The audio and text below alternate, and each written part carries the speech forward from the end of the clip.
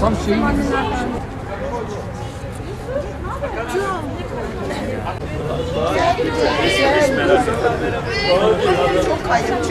Sessizliğin bedeli hayattır. Bakım merkezlerinde şiddet ve ihmale son. Bizler tüm otizmli bireylerin ve diğer engelli grupların hakları için mücadele eden sivil toplum temsilcileri, aileleri ve insan hakları savunucuları olarak bugün burada Malatya'da toplandık. Çünkü artık haykırmak istiyoruz. Sessizliğin bedeli hayattır.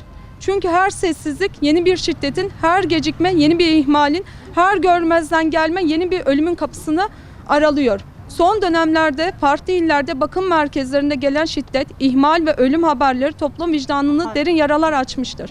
Bugün merkezlerde kalan bireylerin çoğu kendini ifade edemeyen, dış dünya ile sınırlı teması olan, genellikle sesi duyulmayan insanlardır. Onların sesi olmak, onların haklarını savunmak biz ortak sorumluluğumuzdur. Bugün burada sadece bir trajedinin yasını tutmak için değil, bir daha yaşanmaması için ne yapılmasını gerektiğini haykırmak için toplandık. Taleplerimiz nettir. Engelli bireylerin kaldığı tüm bakım merkezlerinin bağımsız sivil toplum denetimine açılması, bu denetimlerin şeffaf bir şekilde kamuoyu ile paylaşılması, bakım merkezinin çalışan personelin liyakat esaslı seçilmesi, eğitim, denetim süreçlerinin ve özlük haklarının güçlendirilmesi, ihtiyaç halinde psikiyatri destekleri içeren acil sağlık ve yatılı tedavi hizmetlerinin bakım süreçlere entegre edilmesi, kamera sisteminin sadece izleme değil, caydırıcılık ve adil denetim aracı olarak kullanılması, ancak mahremiyet haklarında gözetilmesi, ülkemizde otizmle yönelik sadece 4 bakım merkezinin olması mevcut otizm sayısına hizmet verme konusunda gerçekçi değildir.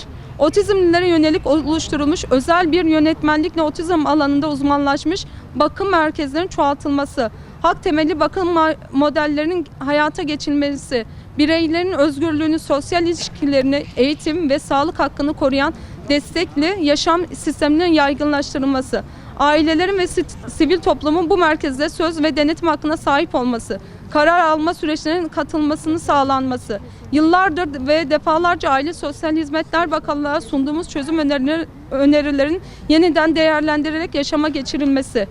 Biz bu ülkede hiçbir çocuğun, hiçbir bireyin bakımsızlıktan, şiddetten ya da ilgisizlikten hayatını kaybetmesini istemiyoruz.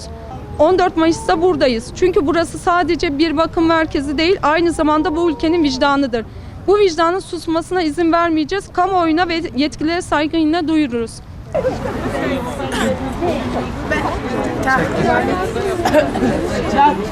Aç.